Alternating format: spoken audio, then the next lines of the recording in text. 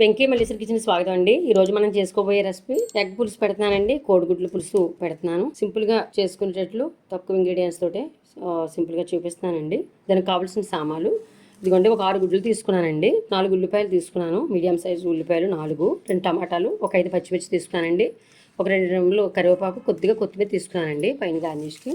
దాంట్లో కావాల్సిన సామాన్లు 50 గ్రాముల సన్ఫ్లవర్ ఆయిల్ తీసుకున్నానండి. 2 టేబుల్ స్పూన్ కారం మీకు చూసుకోండి, మీరు వేసుకోవడం బట్టి 2 టేబుల్ స్పూన్ మాత్రమే తీసుకున్నాను. 1/2 టేబుల్ స్పూన్ పసుపు తీసుకున్నాను. పసుపు కొంచెం ఎక్కువే పడుతుందండి ఎగ్స్కి. ఇదిగోండి, చిన్న నిమ్మకాయ సైజ్ అంత చింతపండు తీసుకున్నాను. టమాటా ఆల్రెడీ వేసాం కనుక చింతపండు తక్కువ వేసుకోండి, లేకపోతే పులిపి అయిపోతుంది. 2 టేబుల్ స్పూన్ సాల్ట్, ఒక 1/2 టేబుల్ స్పూన్ మెంతులు తీసుకున్నానండి. ఈ కర్రీకి మెంతులు చాలా టేస్ట్ని ఇస్తాయండి, బాగుంటాయి. చిన్న అల్లం ముక్క, 4 వెల్లుల్లిపాయ రెమ్మలతో ఇలాగ అల్లం వెల్లుల్లి పేస్ట్ 2 టేబుల్ స్పూన్ చేసుకున్నానండి. ఇది మీ ఆప్షనల్ అండి, ఇది మసాలా వాడలేదండి ఈ కర్రీకి, అందువల్ల అల్లం వెల్లుల్లి పేస్ట్ మాత్రమే చూపిస్తున్నానండి. ఈ అల్లం వెల్లుల్లి పేస్ట్ లేని వారు కొద్దిగా ఈ మెంతులు ఇలా వేసుకొని చేసేసుకోవచ్చండి. అల్లం వెల్లుల్లి పేస్ట్ వేసుకోకపోయినా పర్లేదు, నేను చూపిస్తాను. బాగుంటుందండి కర్రీ, ఇది వేసుకోవడం వల్ల బాగుంటుంది. లేకపోతే గరం మసాలా పౌడరు, బ్యాచిలర్స్ అయితే ఏదన్నా చిన్న గరం మసాలా పౌడర్ ఉంటే 1 టేబుల్ స్పూన్ వేసుకోండి, చాలా బాగుంటుంది.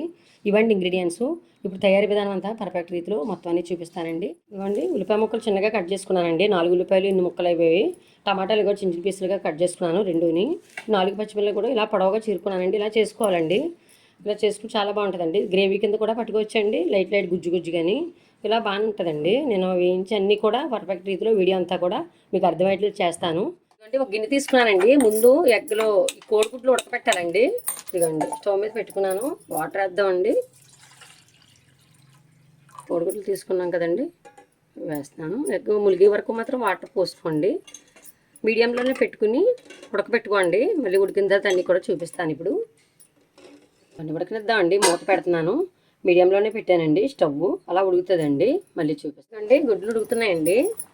ఇప్పుడు ఒకసారి స్లోలోనే పెట్టుకుని ఇదిగంటే గుడ్లని మెల్లిగా ఒకసారి అలాగా ఇలా కలపండి కొద్దిగా. అంటే పైన ఒక సైడే ఉడికితాయి కదండి, మళ్ళీ కూడా వేరే సైడ్ కూడా చక్కగా ఉడికేటట్లు మనం ఇలాగా ఒక్కసారి అలా కదుపుకోవాలండి. కోడిగుడ్లన్నీ కూడా అలా చేయడం వల్ల చేద్దండి. మెయిన్ ఏంటంటే ఇక ఉడుకుతాయి. పూర్ణం అవి కూడా సెంటర్కి వచ్చి ఉంటుందండి. అలాగా లేకపోతే ఒక సైడ్ పెడితే ఒక సైడ్ ఉంటే ఒక సైడ్ వస్తుంది పూర్ణం అంతా. అండి ఇప్పుడు గుడ్లు అయిపోతున్నాయి. 10 మినిట్స్ పట్టింది, కరెక్ట్గా ఎక్కువసేపు అక్కర్లేదండి. ఇప్పుడు ఇదిగోండి అయిపోతున్నాయి. ఇదిగోండి ఉడుకుతున్నాయి కదా. ఇదిగోండి పైన చూసారా, గుడ్డుకి పగుళ్ళు వచ్చాయి చూసారా, లైట్గా ఇలా పగిలితే, ఇలా పగుళ్ళు వస్తే చక్కగా గుడ్డు ఉడికిపోయినట్టండి. ఇప్పుడు కట్టేద్దామండి. ఇప్పుడు కట్టేసి వాటర్ పక్కకి తీసేసి ఒక ప్లేట్లో పెట్టుకుందాము. ఇవ్వండి, ఒక బౌల్లో తీసుకున్నానండి. బాగా చల్లారనివ్వాలండి, ఫ్యాన్ కింద పెడుతున్నాను. ఇది ఫస్ట్ వాటర్లో వేయొద్దండి. గుడ్లు పింక్ సరిగా రావండి. కూల్ వాటర్లో వేసితే పింక్ సరిగా రావు. ఇలాగ ఒక బౌల్లో వేడి తీసిన వెంటనే దాంట్లో ప్లేట్లో పెట్టేసుకోండి. ఇలాగా 6 గుడ్లు కూడా చక్కగా ఉడిసేసుకున్నానండి. ఇదిగోండి పప్పు అన్నీ కూడా పైన పెంక్ అంతా కూడా ఉడిసేసుకున్నాను. ఇప్పుడు ఏ విధంగా తయారు చేస్తున్నాను అనేది చూపిస్తానండి. కడాయి పెట్టుకుంటున్నానండి, వీటెక్కనిద్దాం. కడాయి వీటెక్కిందండి. ఇదిగోండి ఆయిల్ తీసుకున్నాం కదండి, ఆయిల్ వేస్తున్నాను. ఆయిల్ పోసాను. ఇప్పుడు గుడ్లు వేపుకోవాలండి. ఇదిగోండి తీసుకున్నాం కదా, దీంట్లో పసుపు తీసుకున్నాం కదండి, కొంచెం గుడ్ల పైన పసుపు వేసుకుని రాసుకోవాలండి. గుడ్లకి బాగుంటుందండి, నీచు వాసన అయ్యి లేకుండా చాలా బాగా ఏగుతాయి. గుడ్డు పసుపు రాసాం కదండి, దీనికి కొద్ది ఒక ఫోర్క్తో ఇదిగోండి ఇలాగా కొంచెం ఘాట్లు పెట్టుకోండి. పులుసు అంతా కూడా ఈ ఎగ్కి చక్కగా అబ్జర్వ్ చేస్తుందండి. ఇలా చాలా బాగుంటుందండి. ఇలాగా కొద్దిగా అక్కడక్కడ నాట్లు పెట్టుకోండి, చాలా బాగుంటుంది అండి. ఎగ్గులన్నీ కూడా నాట్లు పెట్టుకున్నాను, పసుపు రాసుకున్నానండి చక్కగా.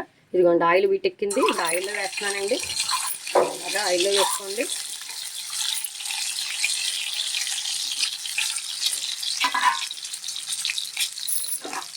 మూత పెడదామండి ఒక నిమిషం. ఎగ్గులు వేగుతున్నాయి కదండి, ఒకసారి ఇలా కలుపుకుందామండి. కొంచెం వేసాం కదా, ఇంకా పట్టిందండి, ఇంకా కొంచెం వేగాలి. చూస్తారా, ఇలాగా అది అక్కర్లేదండి. కొంచెం అలా లైట్గా వేగితే చాలా బాగుంటుందండి. ఎక్కువ వేగితేనే మనకి ఇంత బాగోదు. ఇదండి అలాగా ఎక్కువ వేపించిన విటమిన్స్ ఉండవండి ఎగ్గులను. ఇవ్వండి ఇలాగా వేపించుకోవడం. మళ్ళీ వేరే సైడ్కి కూడా మార్చాను మళ్ళీ ఎగ్స్ని. ఇప్పుడు తీసేద్దామండి. ఇదిగోండి చింతపండు తీసుకున్నాం కదండి, ఇప్పుడు ఈ టైంలో నానబెట్టేసుకుందాము. చక్కగా పులుసు వస్తుందండి.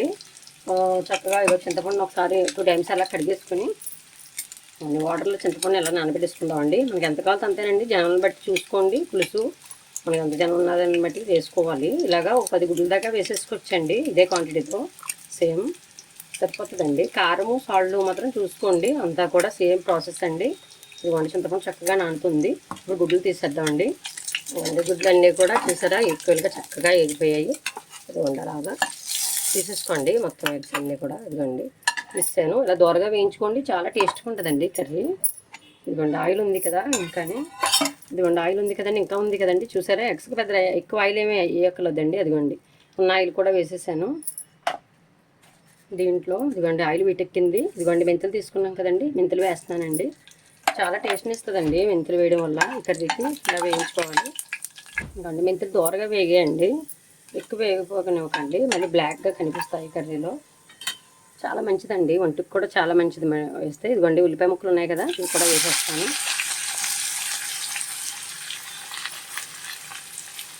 బాగా వేగనిద్దామండి. ఇప్పుడు ఉల్లిపాయలు వేసాం కదండి, ఇప్పుడు కొంచెం మగ్గడానికి సాల్ట్ తీసుకున్నాం కదండి, సాల్ట్ కొద్ది 1 టేబుల్ స్పూన్ వేసేద్దామండి దీంట్లో. ఉల్లిపాయ త్వరగా మగ్గుతుందండి, త్వరగా ఎగుతుంది.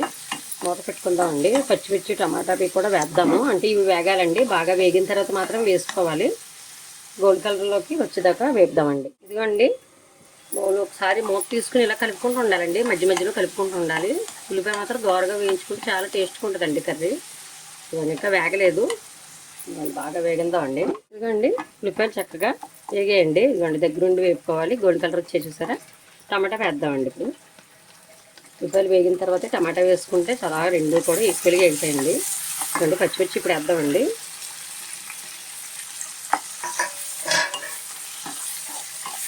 వేసుకోండి, చాలా బాగుంటాయి. కరివేపాకు తీసుకున్నాం కదండి, వేసుకుని వేసుకుందాము. కరివేపాకు చాలా టేస్ట్ని ఇస్తుందండి పులుసు కూరల్లో. మెంతులు కరివేపాకేనండి బాగా టేస్ట్ని ఇచ్చేది. ఇదండి చక్కగా ఇలా వేసుకుందాము. ఒకసారి మూత పెడతానండి, మూత పెడదాము, మగ్గనిద్దాము. ఇవ్వండి మూత పెట్టుకున్నాం కదండి, చక్కగా వేగుతున్నాయి. రెండు కూడా ఈక్వల్గా వేగాయి. ఒకసారి చక్కగా ఉల్లిపాయ మగ్గిందండి, టమాటా మగ్గింది. ఇలా చేసుకోవాలండి. ఉల్లిపాయ కూడా కొంచెం మెత్తగా చేసుకుంటుకోండి. అల్లం వెల్లుల్లి పేస్ట్ ఉంది కదా, వేసాను. ఇది కూడా వేయిందామండి పచ్చివాసన పోయే వరకు. ఇదిగోండి అల్లం వెల్లుల్లి పేస్ట్ కూడా చక్కగా వేగిందండి. ఇప్పుడు ఇదిగోండి పసుపు తీసుకున్నాం కదండి, ఇంకా ఉంది కదా, ఇది కూడా కొంచెం ఎగ్స్కి రాసానండి. ఇదిగోండి కొంచెం ఉన్న మట్టికి వేసాను, 1 టేబుల్ స్పూన్ ఇచ్చానండి. పసుపు మీద మట్టి. కారం తీసుకున్నాం కదండి, 2 టేబుల్ స్పూన్, అది కూడా వేసాను. వంట సాల్ట్ కూడా వేస్తున్నాను. ఉన్న మట్టికి అన్నీ వేసేసానండి మొత్తం అన్నీ కూడాను. ఒకసారి ఇలాగా కారం వేసిన తర్వాత ఎక్కువ వేపక్కర్లొద్దండి, బ్లాక్ వచ్చేస్తాయి కర్రీలు. అండ్ ఇలాగా చూసారా ఉల్లిపాయ అన్నీ కూడా ఇలాగా వేగడం వల్ల మనకి చాలా బాగుంటుందండి. మన చేతుల్లోనే వేగిపోవాలండి, లేకపోతే కొంచెం కసుకసలాడినట్టు ఉంటాయండి ఉల్లిపాయ సరిగా వేగకపోతే. చూసారా ఇలాగా చక్కగా టెక్చర్ తయారైంది. ఇప్పుడు ఎగ్స్ ఉన్నాయి కదండి, ఇదిగోండి ఇలా వేసుకోండి.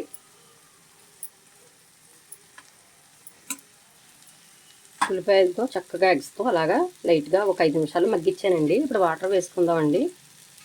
1 గ్లాస్ వాటర్ వేస్తున్నానండి. ఇదిగోండి వాటర్ వేసాను.